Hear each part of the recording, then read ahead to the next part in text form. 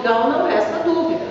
Contudo, no Brasil ainda se encontra, sim, a figura dos juízes que se negam a homologar pedidos de separação judicial.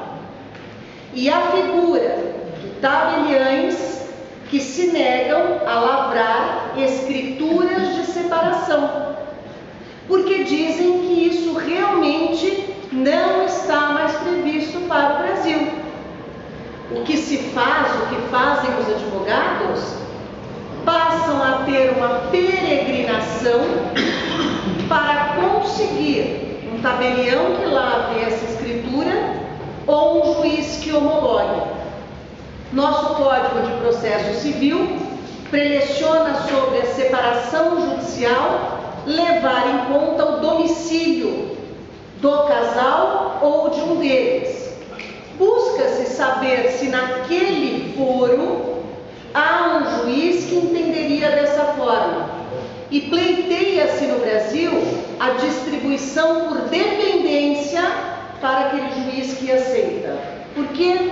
Porque as pessoas querem pensar, porque as pessoas têm dúvidas, querem se reconciliar, e assim vamos. Agora, quando tratamos também da figura da separação e do divórcio, no Brasil veio à baila a questão relacionada à culpa, palavra horrorosa, porque tem que ser trocada, e isso até indico a Gisele, por responsabilidade.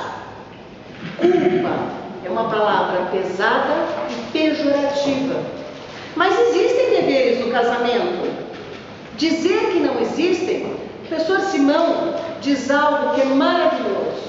Os deveres do casamento antijurídicos, eles são morais e assim deveriam ser respeitados. Não é possível que as pessoas se casem e entendam que tudo pode.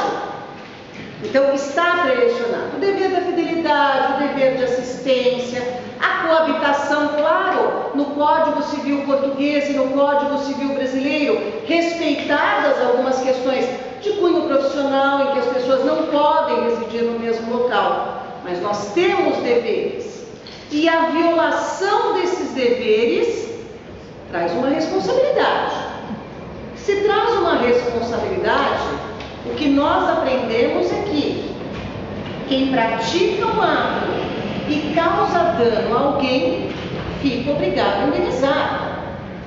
Claro que caso a caso, o Brasil já tem vários acórdãos dos tribunais reconhecendo que não é qualquer violação, não é qualquer fato que vai representar o dever de indenizar no direito de família.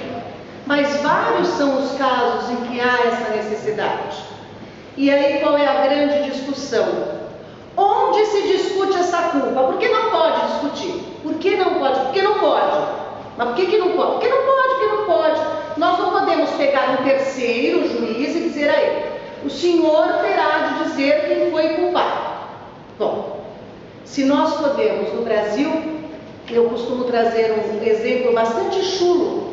No Brasil eu serei indenizada se abrir uma lata de molho de tomate e tiver um inseto. Eu vou ser indenizada sim, dano moral. Mas se eu sofrer algum tipo de violação na minha relação afetiva, eu não posso querer ser indenizada? É a pergunta da professora Giselda. A indenização suprirá isso? Claro que não. Mas talvez traga algum tipo de tranquilidade, de lenitivo, vai pagar uma terapia, seja o que for. Essa então é a questão da culpa.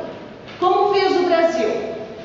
O Brasil nós temos várias decisões sendo dadas em vários sentidos.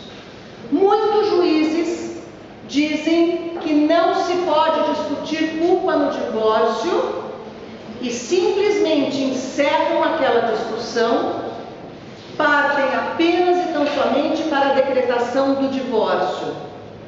Alguns juízes adaptaram a questão da sentença em capítulos, decretam o divórcio no curso do processo,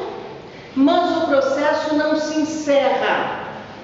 O processo continua a tramitar para que se discuta eventual responsabilidade, eventualmente guarda de filhos, eventualmente direito de convivência, o regime de convivência com aquele com quem a criança ou adolescente não residirá. Outros juízes estão sim parando e dizendo: discutir-se-á a culpa somente quando se estiver totalmente claro é que haverá a decretação do divórcio. Então hoje o que nós temos são várias decisões em sentidos bastante diferentes, assim como os tribunais. Os tribunais ainda não têm uma posição unânime em dizer não se discute ou se discute ou vamos para as vias próprias.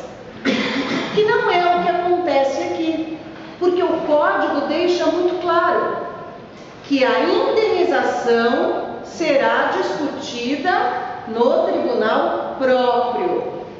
Contudo, em se tratando de divórcio sem o consentimento do outro, nós acabamos nos deparando com o quê? Com a discussão sobre violação, a não ser que nós estejamos diante ou de a separação há mais de um ano ou na questão de uma doença mental.